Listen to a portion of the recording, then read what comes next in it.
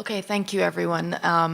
Thanks, Terri, for the introduction. And we're going to begin, Renée and I, by just telling, each of us telling brief versions of our meeting of one another and how we've come to work together.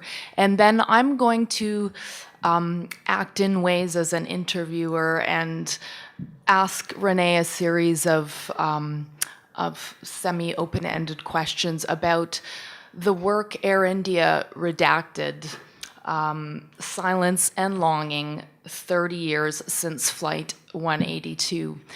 This work is an opera-like work that Terri mentioned was staged in Vancouver. The work is based on Renée's book of poetry, Children of Air India, and she collaborated with a number of Vancouver and Irish artists on the opera-like work. And then we'll leave some time for questions. And we are going to show also a short clip of the opera so that you can get a picture of the work that we're talking about. So I teach at the University of Winnipeg, and I've been working on a research project for almost 12 years now, having to do with public memory of the Air India bombings. And as part of my research, I've been visiting the different memorial sites in Canada and in Ireland dedicated to the Air India bombings. And I've visited those memorial sites both on the occasion of the anniversaries, where I've met family members, and not on the anniversaries, where I just hang around in the parks near the memorials and talk to passerbys about the significance of those memorials for them, or even if they notice those memorials. So I actually met Renée in 2011 at the Vancouver Memorial Site, which is in Stanley Park. That was our first meeting. We've had the opportunity since then to be in conversation about her work, about my scholarship, and we're just beginning to really make work together in a way, I would say, through conversation. So the spirit of this interview today is meant to be a conversation between her and I and you. Mm-hmm. I was at the writer's studio at SFU. I'm a lawyer by training, but I don't practice, and I told a little bit of my story yesterday, so I won't get into too many details. But funnily enough, just prior to meeting Angela, I had been given one of her essays by a colleague of Amber Dean's, Anne Stone, in an issue of a journal, West Coast Line, that looked at murdered and missing women. And through Anne Stone, through Amber Dean, I came to Angela's paper, which was published in another journal, and it was on Air India. And I'd never really understood that there was this burgeoning scholarship about Air India. And reading Angela's work, as I think have been mentioned by other family members, in terms of developing a language for Air India, that for so long as family members, we didn't even have a language. I think Sushil this morning talked about that, until 9/11, with all its problems embedded in that language, to talk about Air India publicly was almost impossible. And this sense of being silenced, even when you're at school, I heard very beautifully, I think, today from other family members who, if they were writing an exam on June 23rd, or they're doing something on June 23rd, and you're feeling the trauma, you can't even have a conversation about it. So that's kind of how I was feeling as an artist, as a writer, circling around this Air India moment in the project I was then writing, that I'm still writing, called the Canada Project. And I didn't want to write about Air India for all the reasons we're uncovering today at this conference. And I was just shutting down as a writer. So one of the first items of contact for me, if we think of Mary Louise Pratt, who I'm kind of obsessed with, in that paper she wrote quite some time ago. I have it right here with me. I carried it around in the contact zone. I'm in this contact zone, and before I even meet Angela, I experience her work, and it was life-changing in a way, I think. And then we met. It was very random in a way. And I also just want to say, before I pose the first question, that the work of artists has informed my research on Air India in the most generative way. So I've been, researching the public inquiry and thinking about the memorial sites and reading a lot of other scholarship, but the work of artists, including Isha and Latapata, who we'll meet later today, and Renee has been, enriching, and not only because they lost family members in the bombings, but because they work as artists and they are thinking about the question of how the Air India bombings are represented and remembered creatively, which I think is just a really generative, site to learn from. So I'm going to open with a question to Renee about whether you can, before we watch the video clip, whether you can describe for us what Air India Redacted is and how it came about, so including how you ended up working with these Irish artists. Yeah, I think I'll start with the journey of how the book became a kind of musical theater piece. It's not quite opera. It's not musical theater. It's some kind of hybrid. And I so wish my Irish and Canadian collaborators could be here so they could speak in a much more informed way about their respective art forms. But I'll start with how it came to be, because I think for me as a poet, it's a very poignant story. And maybe I've made it into a bit of a myth. But the myth that was given to me was that the director of the musical ensemble that eventually produced this quite amazing work that Angela was kind enough to come and see this past November at SFU, at Simon Fraser University, he got a copy of my book. This is the book that took me 5 years to write. That is relatively experimental in nature for a poetry book. It's a book-length sequence of poems about this controversial subject that we're all here discussing. It's not like a mainstream bestseller book. I'm very proud of it and all the engagement with it. But here's this little poetry book published by, I have to give a plug for my publisher, Nightwood Editions, awesome small literary press in Canada and in British Columbia.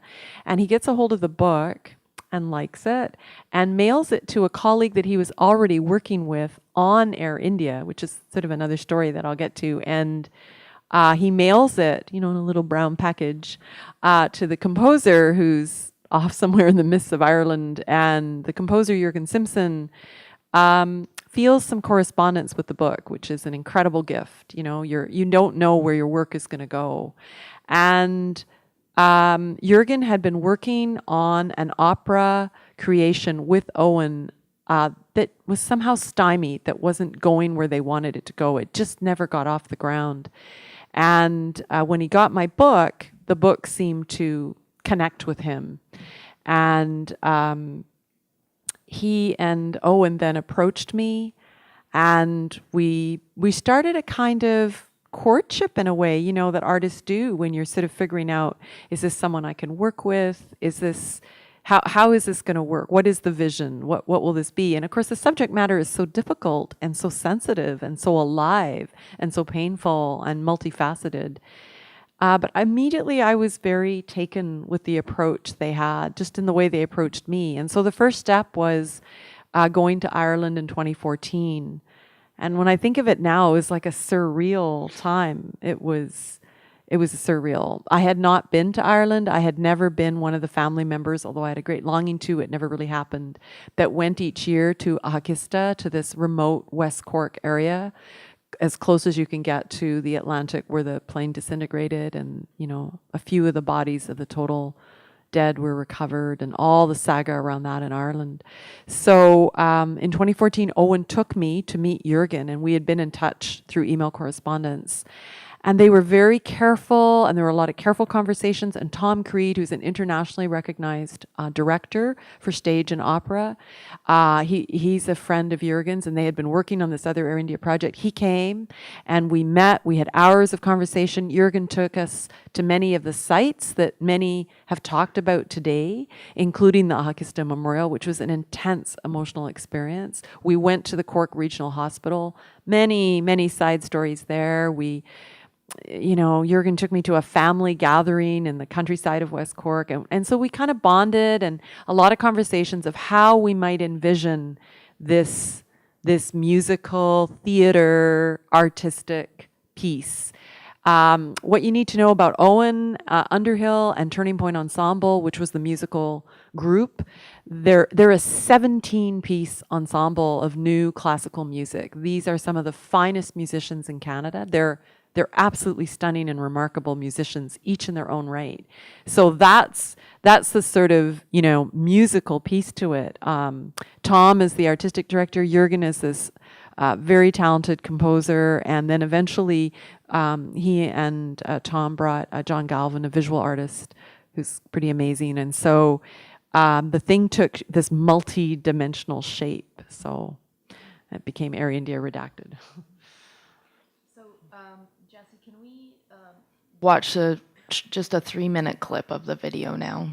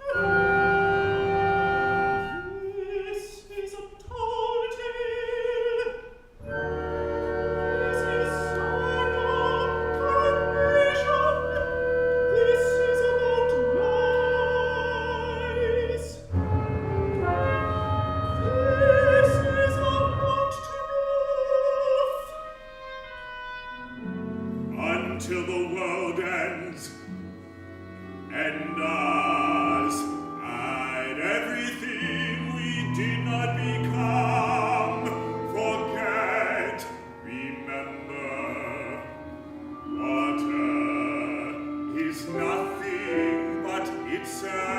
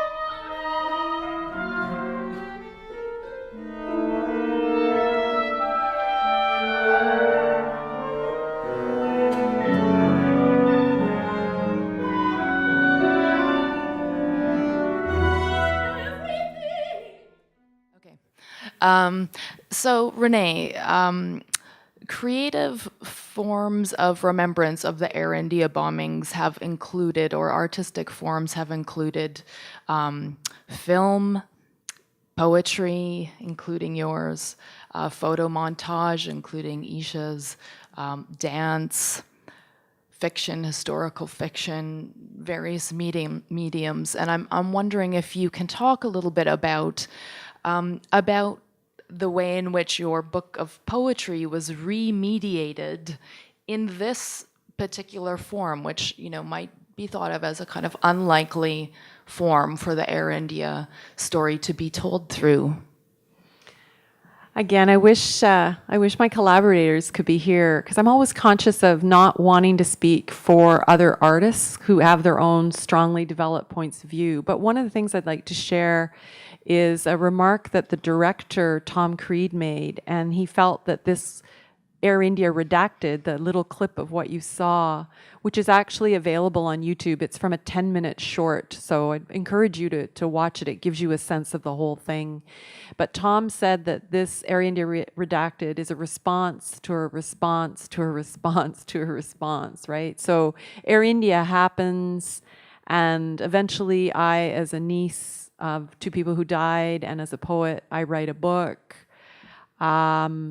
And then this composer writes this musical score that's very intricate and multi-layered and very, very interesting in its approach to tragedy. And a director stages the three opera singers, the three singers, a musician and composer, Owen Underhill, directs a 17-member ensemble, and then a visual artist creates photo montages and stills. And what you do have to realize that maybe doesn't come across is that you have this enormous ensemble, you have the three singers, you have this table, which becomes a kind of character in the piece, and it's 20 feet long. It could be an archival table, a coroner's table, a writing table. It's so beautiful an object. I have dreams about this 20-foot table. I forget where it is now housed somewhere. It might have been chopped up by now after the performance. We had a 5-night run at the Fay and Milton Wong Experimental Theatre, which is where Robert Lepage performs. And then you have these visuals, and it's an enormous screen that hangs above the stage. I don't know, Angela. I mean, you were in the audience watching. I didn't know if you wanted to add anything to that feeling of what this work is immersively. I don't know if you wanted to. Well, I mean, the work is very layered. As Renee said, it's multimedia. So you're seeing live singers and musicians, but there is also a video projection above on a screen above the stage. And the video artist who made the projection was also using found materials. So he was drawing on documentation and archival images and news story headlines that might have been images and news story headlines that would have been recognizable to audiences as news that circulated about the Air India bombings. And there was some projected text, as you saw there, the bit of narration. I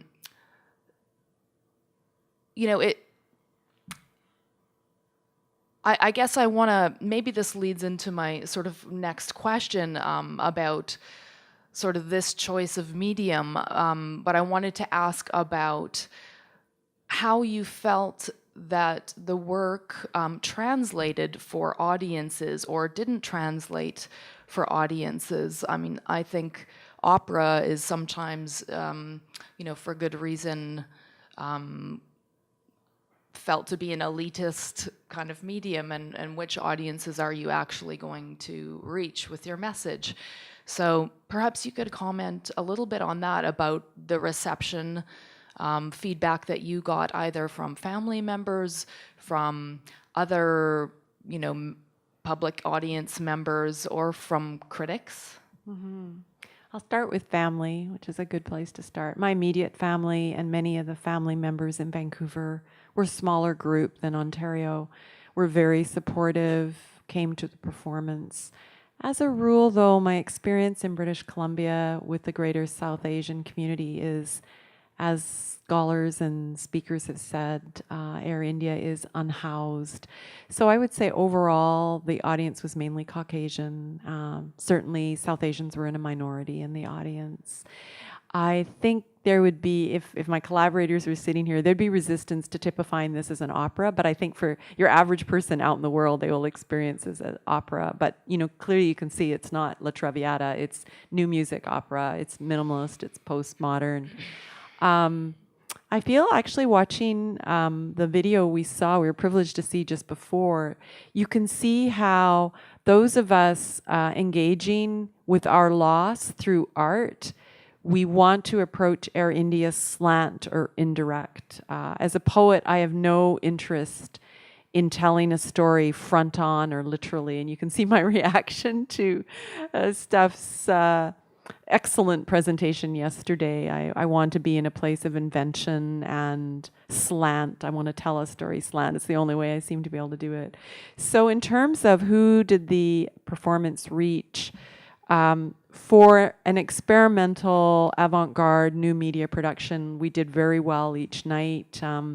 We had 80 to 100 people each night for the talkback portion, where a collection of us would be on stage to talk about the piece. And there was phenomenal response to that. Generally, the critic reception was excellent, and we had the book and the opera. I mean, given the kind of talent that was involved, we had a lot of media attention, which was great, and in the South Asian press as well. So I think all of that was good. But, you know, if you compare, we were in the theater where Robert Lepage was, you know, he was getting 800 people and we were getting 250, and he had a huge budget and we had a very small one for what we were doing. We hope to take the production to Ireland and to other places in Canada. It's, I think it's a kind of transformative experience to see an opera about, you know, something that was operatic in scale in terms of the loss. So I've always find that kind of interesting.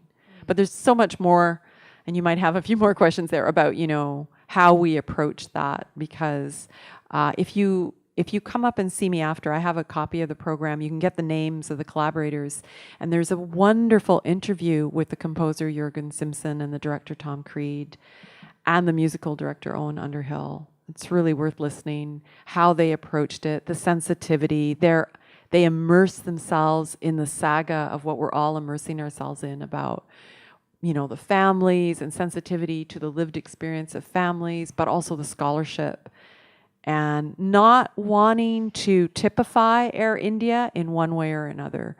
So, you know, there's much to say about that as well. Renée, can you speak to the title, Air India Redacted, and specifically that term redacted, and, you know, what you're referencing there, because I think it's, you know, central to the critique maybe that the work offers up. So redacted literally means to take away, to remove. It's a legal term. If you have experience with any Air India documents, for instance, from the inquiry, which certainly formed a kind of muse for me in writing the book, you'll know that, you know, there's a great deal of information that's either blacked out or in the square bracket used by lawyers is taken away, and then it just says redacted. If you look at any of the government documents about conceivably any project, including if you've ever, you know, called up your own Freedom of Information file, you'll find a lot that's redacted. So the word redacted I find very powerful. I feel it's like a zeitgeist for the times. Air India is so much about silence, the silence of the dead. I think a family member so poignantly said, you know, everyone else can have voice, but who gives voice to the dead? So redacted for me works on so many levels. My book is a kind of exploration of silence. I think Jürgen's musical composition is a kind of interrogation of the limits of music. He does some very interesting things with juxtaposition. I think the artist, the visual artist John, the way he explores movement and stillness and silence. So I think redacted becomes a kind of leitmotif of much that's going on. Yeah. I just know I could go on and on about that. No, that's great. And I think you're anticipating maybe the next question by sort of pointing out the legal context in which redactions are performed, but I would want to ask, what can art do that other forms of recollection or remembrance cannot? So, you know, we might think of the inquiry, for example, as a site of remembrance. You know, memories are recalled through testimony, for instance. What can art do that these other more formal or official sites of remembrance cannot? It's such a good question, but a tricky one, I think, for an artist. I'm reminded of, it was Frost or Yeats or Eliot or one of those guys talked about, poetry doesn't do anything. Poetry is. And I always get worried about prescriptive art or art with too much intent and too much telling. Those of you who teach creative writing like I do, the old shibboleth about, showing, not telling. So I actually feel a little bit of resistance. My poet's response to the question is a little bit of resistance. For me, as a practicing poet, art is so much about transgression, about telling the unauthorized, the unwanted, the outcast, the bastard, the illegitimate, the story off Broadway. That's how I approached my whole ethos to telling the Air India story, and I think Air India Redacted takes you hopefully in places that you didn't expect. It's not about just repeating the official discourse. It's about interrogating the official discourse. I think that's the role of scholars. And hopefully making something new. The one thing I want to say to that is to honor all my collaborators on Air India Redacted, and to honor the family members here, and to all of you as scholars, and to Chandrima and everyone who's done this amazing conference. 31 years ago, people chose to take life, to murder, to make bombs. And we are choosing to make art, to make scholarship, to make community. It's very generative. With all the sadness, I feel very alive, and I feel my aunt and uncle, dead all these years, still give me the gift of life, because through them I can make art. And so I felt that very strongly when I was collaborating with the Air India Redacted team, all of the team, that, we were making art. It's a form of making love, it's alive. Mm-hmm. I think that's what art does. That's wonderful. I'm thinking about, the way in which official, legal, formal contexts really demand tangible kinds of evidence, measurable evidence, but that, grief is intangible in so many ways, cannot be measured, cannot be compensated for, and that art makes a different kind of space, and maybe a loving space, as you suggest. Mm-hmm. Mm-hmm. Yeah, I increasingly feel that, and also not wanting to drift into sentiment. I teach a workshop on writing about trauma, and what I really appreciated about all the artists involved in Air India Redacted is when I was, deciding whether I wanted to have my poetry be part of this, it was really important to me that we not create something literal, that it would be evocative, not representational.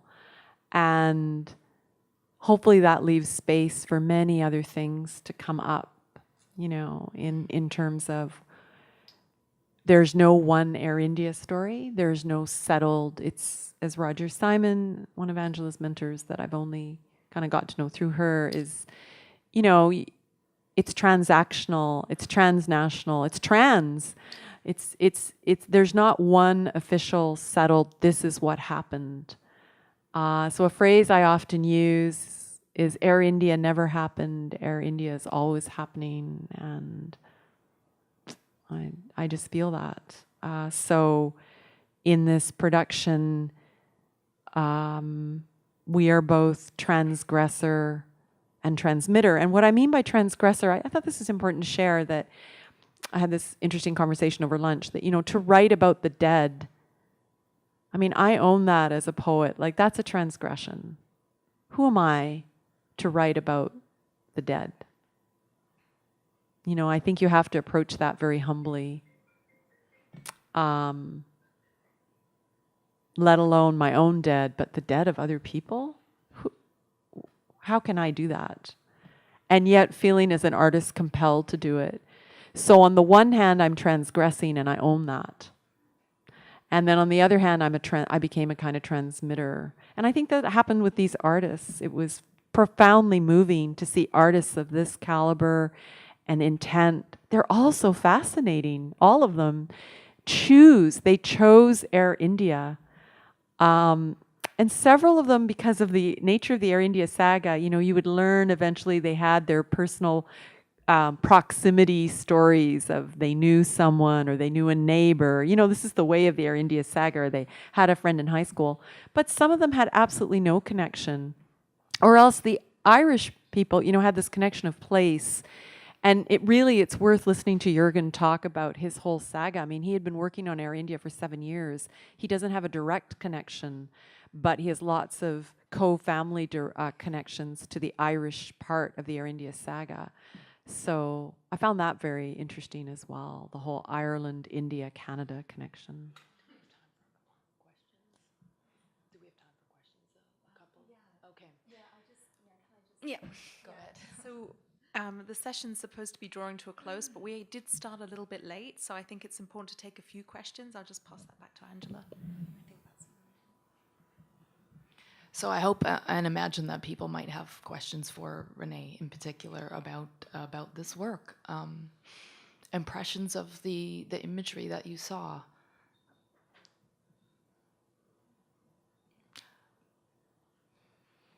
Oh, back there. I also wonder if anyone might have had the chance to see Air India Redacted in Vancouver besides me. Milan, I know you did.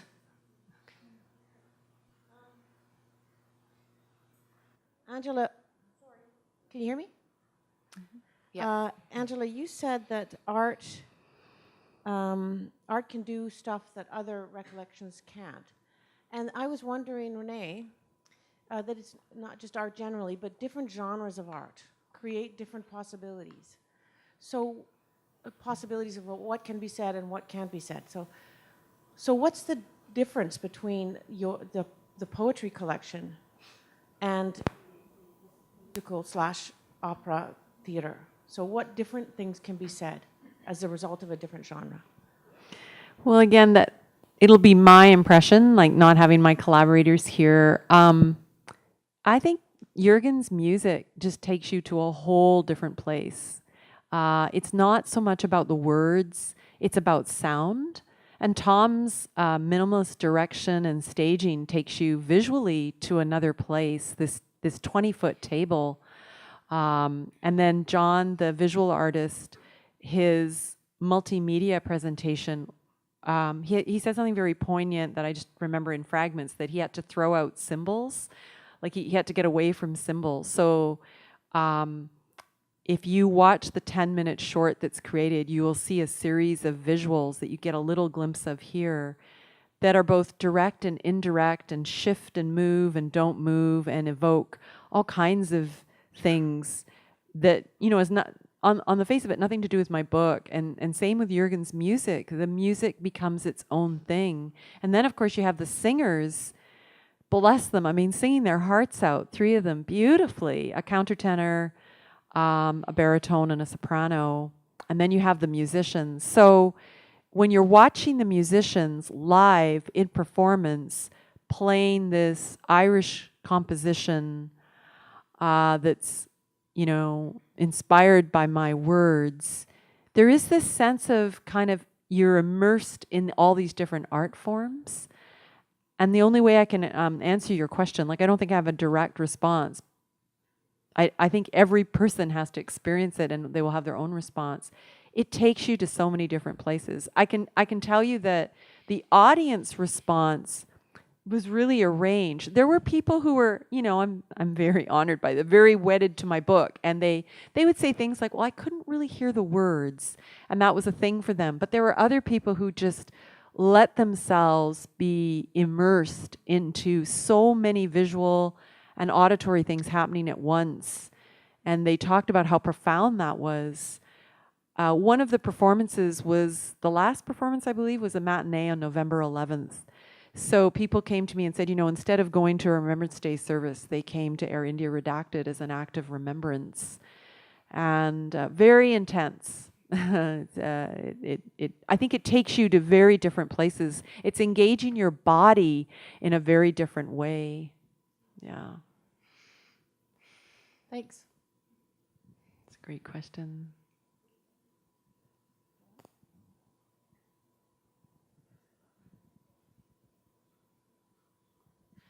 Hi, Renee. Hi, Angela.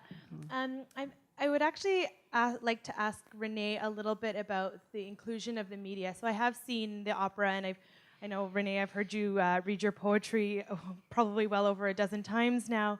And the reason I'm asking about the inclusion of the media is because there's a disruption that's deliberate, I think. And I remember the first time that you, Adrian, myself, and Naveen had because years ago, a private sort of screening, or hearing, I should say, of the first time you're engaging with this opera. And I remember the sounds and the feeling being quite different. And I think part of it was the deliberate way for the orchestra and for the media involved to disrupt. And I'm wondering if you can speak about some of the decisions around that. I can speak a little bit. It's a wonderful question. So I've been really privileged to have several composers interested in my work. And I think actually, Millen, what you heard way back when was another composer and another work. For some reason, composers are very interested in Children of Air India in the book, for all kinds of reasons, I think, to do with rhythm and space and silence and so on.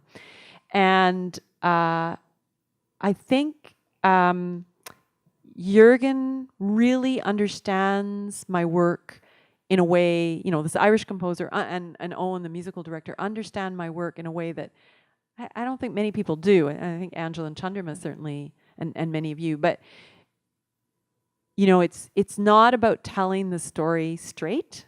It's about telling the story slant and coming at experiences of Air India in ways that aren't a direct form of narration. And I think that opening that you hear that Jürgen has created is really remarkable, and it's worth listening to him. I won't do justice to him about how he literally created soundscapes based on airplanes taking off and landing, and he has this it's an airplane scenario. There are other moments that are deeply lyrical and poignant, and he's constantly juxtaposing, as I am in the book, this sort of heartfelt, melodic, lyric longing with very jagged, disruptive, non-linear time and music. And you see that in the visuals as well. It becomes quite haunting because it's uncompromising. It's just a refusal to tell a quote-unquote beautiful story, and yet really beautiful in doing so. So thank you for your question. That's a great question.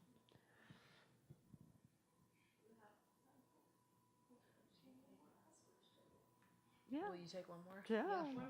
Yeah, sure. And I can be loud because I think the microphones are all the way back there. But I can repeat it. Renee, I was just so struck by you saying, okay, so I have to acknowledge that this is a kind of transgression, right? And partly I was struck by it because Angela and I have had many conversations about being scholars who are outside of the traumas that we're studying, right? And what does it mean ethically then to take up that other suffering as part of your scholarly work? So I wanted to invite you both to just talk about how that might be informing your collaboration and the form that your work takes, right? Because I have a sense that the coming at it slant that we talked about, and some of the ways that Angela approaches things in her scholarship have something to do with how you're grappling with that transgression, but not wanting to disavow, right? Because the opposite of the transgression would be to just disavow and say, I'm not going to touch this. I can't do justice to it.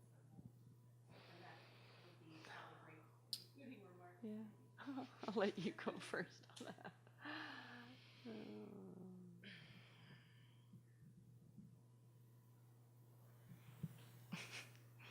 I knew you would ask the hardest question.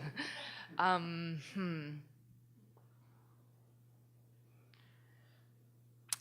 mean, it's a question that I don't know how to answer every time it's asked of me. What is my relationship to the Air India bombings, or how did I, become interested in this topic or this work? And I guess I have various ways of beginning that story.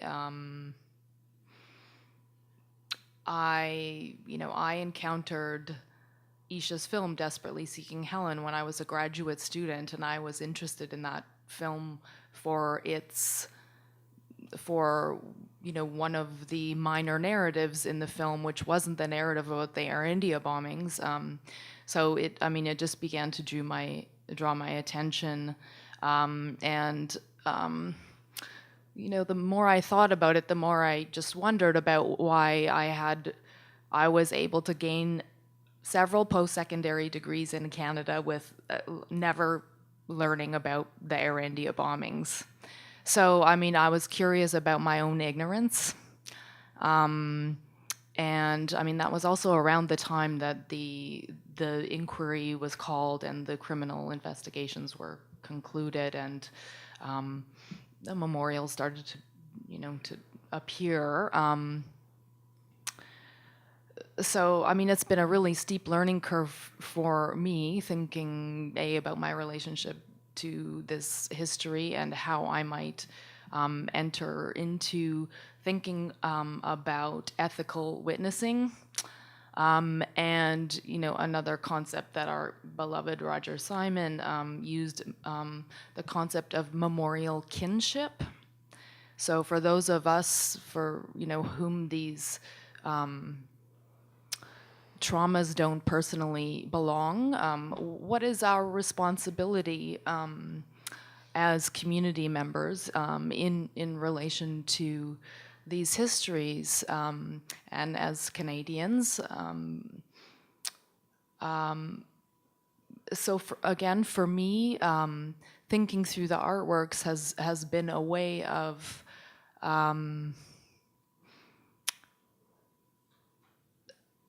trying to learn from the artworks about what the role of the witness is, has been my way into thinking about the importance of remembrance, and then beginning conversations with artists for whom the loss is personal. I guess has been my way of trying to be sort of closer and to understanding the intimacies of these losses. Mm-hmm. It's beautiful, actually. So, yeah, it seems like a taboo, but also a kind of sacred duty to write about the dead. I'm a poet. You write elegies. I felt I had to write Air India into history, into the history of Canadian literature. And it was Daphne Marlett who actually came to Air India Redacted, one of Canada's finest poets, along with Roy Meeky and many others. It was so honoring to have that happen. She helped me just own that. It sounds like too ego. Writing in, who did you write Air India for? Children, I wrote it for history. I wanted to put us on the literary map. I wrote an essay about Michael Ondaatje reading Billy the Kid and how it really helped me. It became a muse text. I wrote a little essay and he read it, yeah. And I wanted to own that, that's one of the side things about the whole transgression transmitter, working with these artists, and male composers for whatever reason. Like, it's been all male composers kind of drawn to my work, and they're so kick-ass. They're so loving the most experimental part of the book, the part that at all the writing workshops, everyone went, I don't get it. And, and the composer's going right to it. And to watch my collaborators who are kind of at the top of their game and very uncompromising about their own art and kind of claiming it, that's been very generative for me as well. So we're all implicated. We're all implicated. We've talked about this. I just don't think you can engage with trauma and sort of feel like somehow you're outside of it. And again, what it is to read these poems in front of the family members who live their grief every day.